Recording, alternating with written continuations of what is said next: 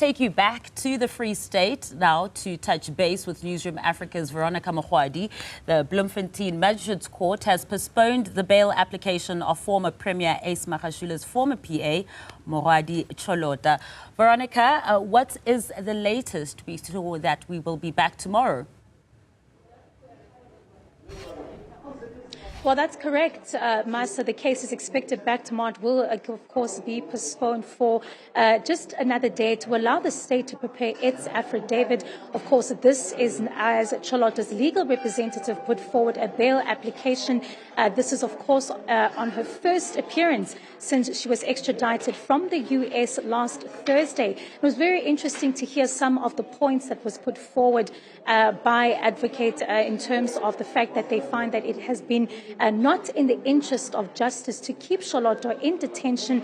Of course, mentioning of the fact that she has been in prison since from the U.S. in Baltimore, where she was arrested in April, and it has been 4 months since she has been in detention. And they've really been saying that she is not a flight risk, that she does reside here in Bloemfontein, and that it would be in the interest of justice to allow her the opportunity to be released on bail. But what was also of great significance was them saying that the other 17 accused in this matter, in the asbestos tender fraud, have not seen a single day behind bars. And many of them, as the advocate said, have enjoyed their right to freedom. But to give us a little bit more about where they stand in regards to this, I'm joined by Tjolota's legal representative, Ntate Piet Tabane. Thank you so much for your time.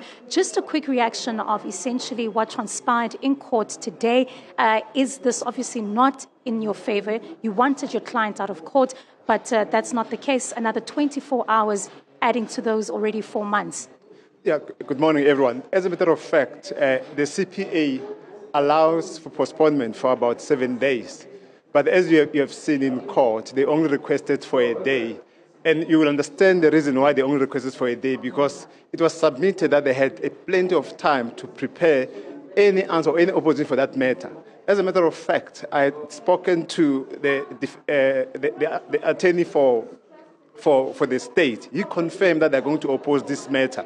As a matter of fact, as early as April, when they make an application to extradite our client, they were aware that whenever she comes through here, they will have to oppose this matter. You will have noticed that during the proceeding, the advocate handed over the outcome from the Secretary of the State, which further tells you that they have been long aware that she has been extradited. It defeats logic why they were not prepared. But in any event, the law allows them to seek for postponement, because as he indicated, they were served with an affidavit this morning, so they need to reply line by line. But what we differ with, the fact that he's saying he disagrees with about 90% of our submission, it will be interesting to see what is it that's going to bring forward. But we will have an opportunity to respond, to reply to that. Yeah. And let's talk about the extradition process. Some people were concerned in regards to the heavy presence of police, and even just in regards to, the process and how long it's been taking when she also dismissed, when she also put forward that appeal for her to be extradited and it was dismissed. Let's just talk about that process for now. Okay. I'll deal with two aspects as you have requested.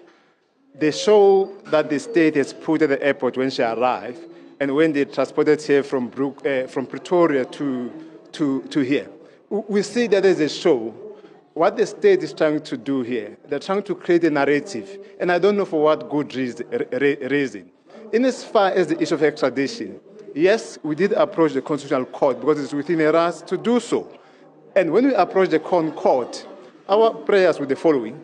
It was a direct access and to approach the court on an urgent basis. The court refused to grant direct access, and based on the fact that we didn't make up our case on agency and direct access.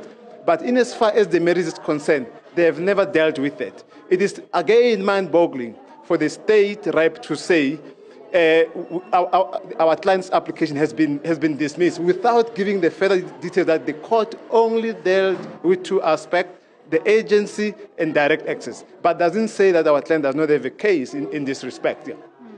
And I think there was also a very interesting point that was brought up as well during, of course, the bail hearing. And that was the fact that none of the accused in this matter have seen a single day behind bars as compared to Tjolota, who, of course, as well indicated that she plans to plead not guilty.